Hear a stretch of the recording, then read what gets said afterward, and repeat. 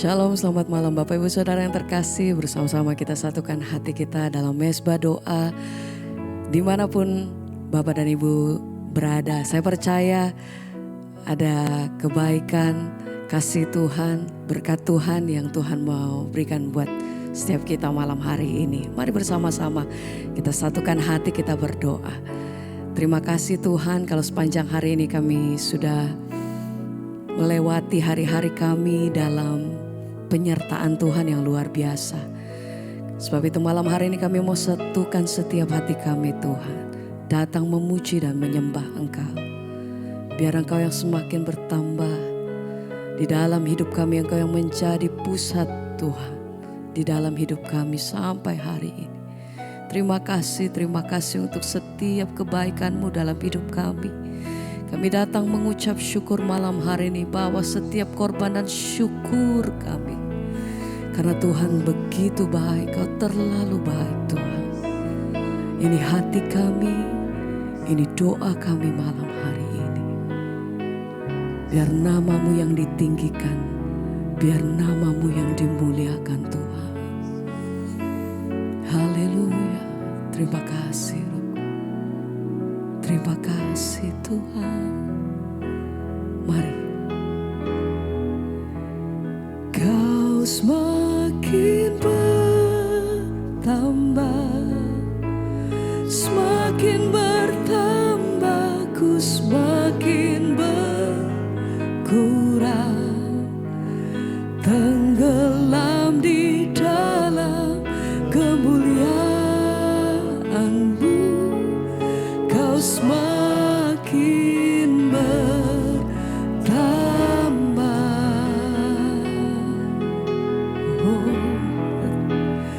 memikul salibku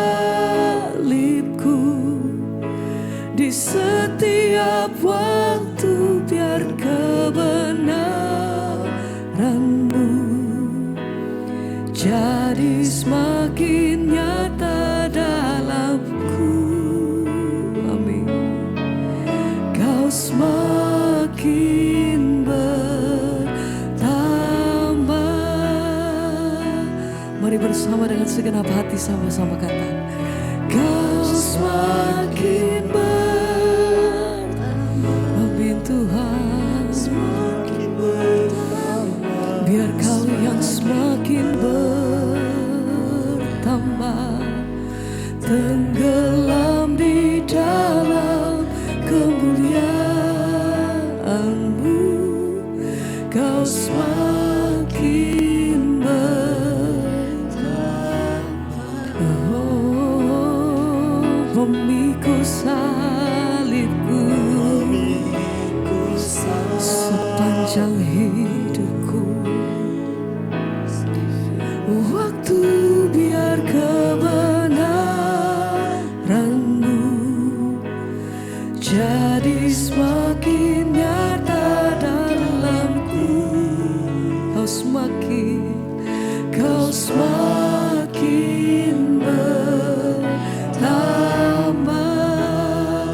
Mari bersama sekali lagi nyatakan pujian ini. Kau semakin bertambah, semakin bertambah, ku semakin berkurang, tenggelam di dalam kemuliaan-Mu. Kau semakin bertambah. Mari katakan dengan segenap hatimu, memikul salibku di setiap waktu, biar kebenaran-Mu jadi semakin nyata dalamku. Kau semakin Tuhan, amin.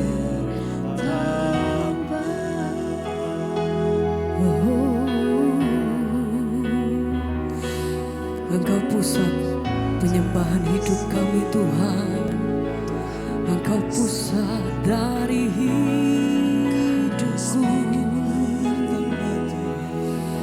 satu-satunya pribadi yang kami sembah. Segala pujian, bersyukur kami naik di hadapan Engkau. Terima kasih ya Tuhan. Oh, kami bersyukur, sembah pujian penghormatan kami bagi-Mu. Terima kasih ya Tuhan. Haleluya.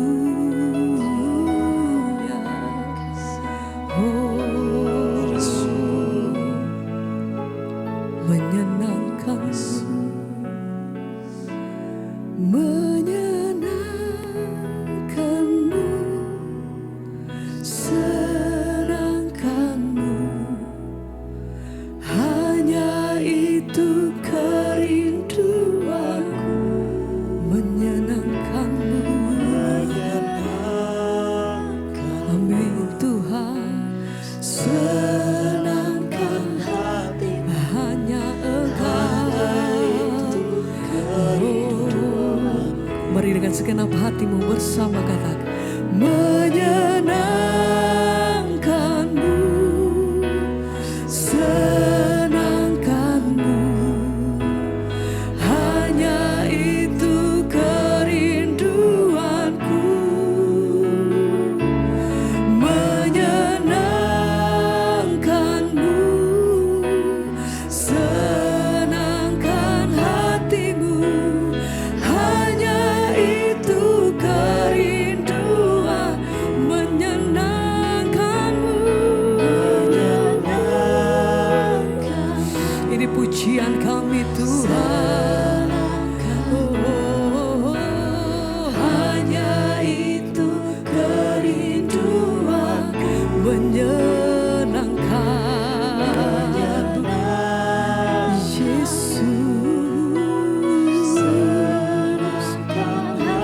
Amin Tuhan. Haleluya.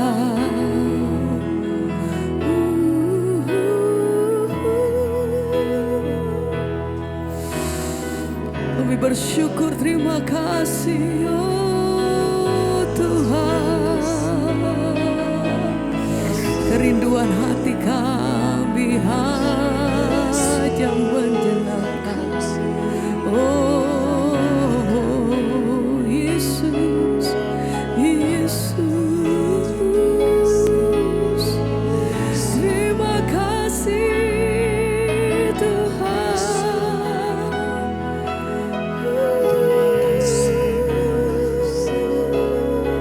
Haleluya. Sekali lagi bersama-sama mari naikkan pujian-Mu, katakan, menyenangkan-Mu, senangkan-Mu, amin, hanya itu kerinduanku. Menyenangkan-Mu, senangkan-Mu, hanya itu kerinduan. Sekali lagi bersama mari katakan, menyenangkan-Mu, senangkan-Mu, hanya itu kerinduanku. Menyenangkan-Mu, senangkan hatimu, hanya itu kerinduanku.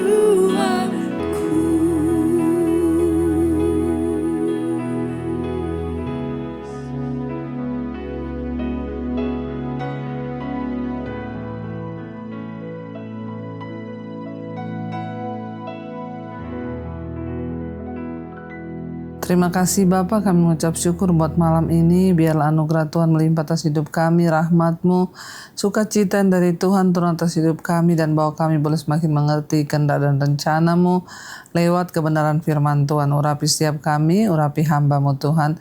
Dalam nama Tuhan Yesus kami buka hati bagi firman Tuhan. Haleluya. Amin, amin, amin. Iya, shalom Bapak Ibu, puji Tuhan kita bertemu kembali di Mesbah Doa. Dan saya percaya kita semua tentunya baik, sehat dalam anugerah Tuhan. Kita semua dalam perlindungan Tuhan. Iya, dan baik, saya akan bacakan kesaksian yang sudah masuk. Terus kirimkan kesaksian saudara untuk menjadi kekuatan bagi setiap kita yang mendengarnya. Saya bacakan terlebih dahulu. Shalom, selamat malam Ibu Dewi dan seluruh tim. Saya mau bersaksi tentang kebaikan Tuhan dan pertolongan Tuhan bagi kami sekeluarga. Saya seorang ibu 62 tahun. Ibu Erni, saya tinggal di Kota Malang. Saya dan suami sudah mengikuti Mesbah Doa dan Mesbah Syukur sejak bulan April 2020. Ya, dan sebelum kami tinggal di Malang, saya dan keluarga itu tinggal di Kota Tual, Maluku Tenggara. Dan kami sudah membangun rumah di sana pada tahun 2008, tiba-tiba suami saya dipindah tugaskan ke Jakarta. Dan kami harus memindahkan sekolah anak-anak kami ke Malang. Karena kebetulan anak kami yang sulung itu kuliah di Malang. Dari situlah kami mulai bergumul untuk menjual rumah kami yang ada di Tual. Tapi setelah kami semua pindah ke Malang, tiba-tiba bulan September 2009 suami saya kembali ditugaskan kembali ke Tual, ya. Dan beruntung pada waktu itu rumah kami belum terjual. Namun kami tetap bergumul supaya rumah itu bisa terjual. Sampai akhir 2013 suami saya pensiun, kami pun kembali ke Malang dan meninggalkan rumah di Tual. Sementara rumah itu ditempati dan dirawat oleh satu keluarga kenalan kami yang sudah seperti saudara kami sendiri.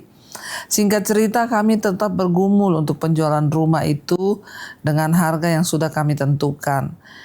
Ada banyak peminat, tapi setelah terjadi negosiasi rumah tidak ada kelanjutan lagi. Jadi atau tidaknya membeli rumah kami.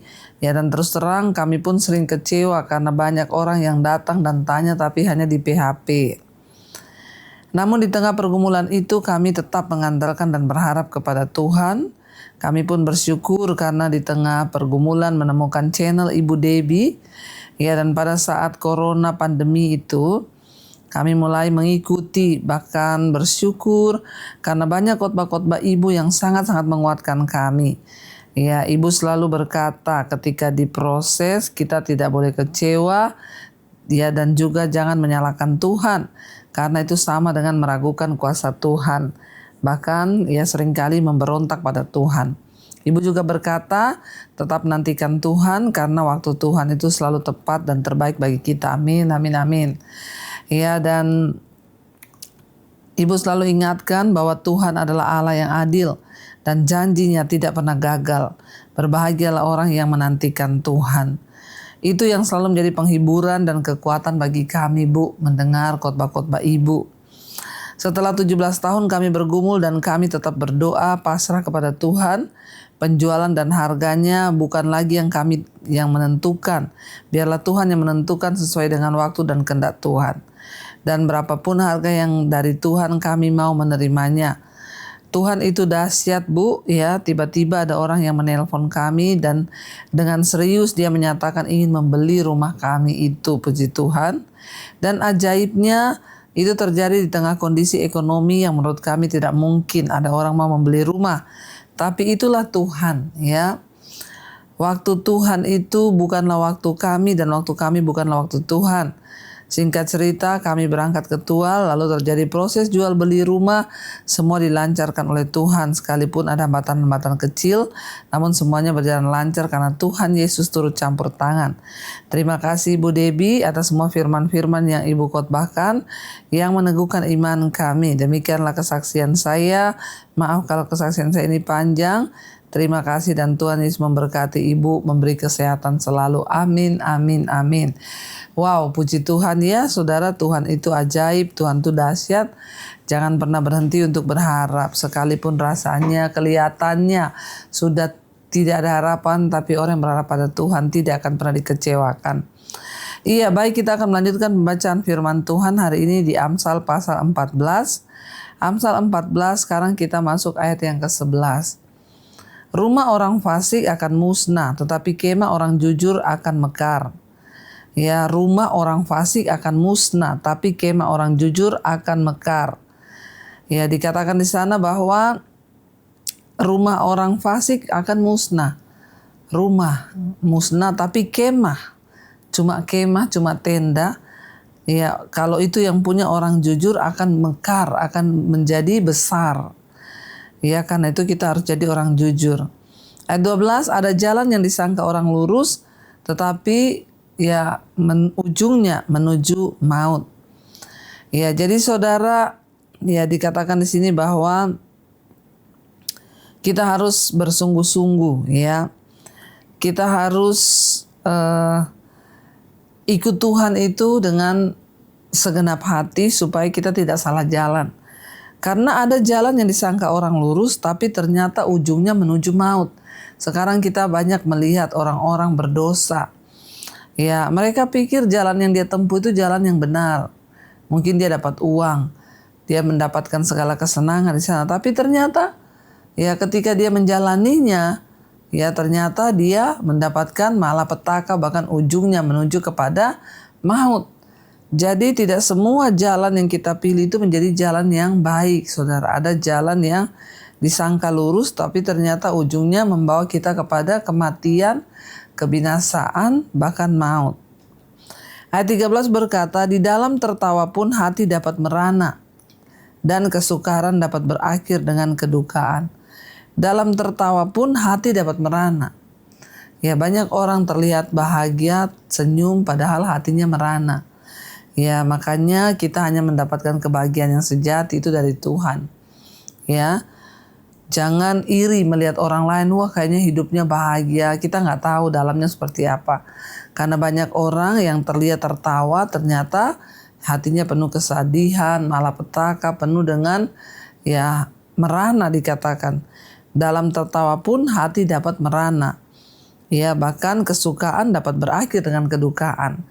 Hanya Tuhan yang sanggup membawa ya kebahagiaan yang sejati sehingga kita nggak perlu pura-pura. Kalau bahagia dari dalam, ya itu adalah Tuhan. Bahkan orang-orang yang dalam Tuhan, ya kedukaan pun dapat menjadi satu hal yang bisa kita syukuri karena Tuhan. Ayat 14, orang yang murtad hatinya menjadi kenyang dengan jalannya, dan orang yang baik dengan apa yang ada padanya. Orang yang murtad hatinya menjadi kenyang dengan jalannya. Banyak orang itu murtad dari hati, saudara. Jadi Tuhan tidak hanya melihat orang murtad itu pindah agama, nggak Kristen lagi, bukan itu. Murtad hati, kita mungkin masih berkata kita percaya Tuhan. Kita mungkin masih berkata, oh saya masih ke gereja, oh saya ini masih Kristen. Tapi banyak orang yang sudah murtad hati, saudara. Dia ternyata hatinya jauh dari Tuhan. Hatinya sudah tidak lagi melakukan firman Tuhan. Hatinya tidak lagi melekat pada Tuhan.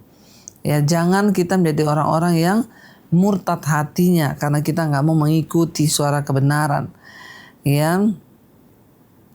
Ayat 15, orang yang tak berpengalaman percaya pada setiap perkataan, tetapi orang yang bijak memperhatikan langkahnya.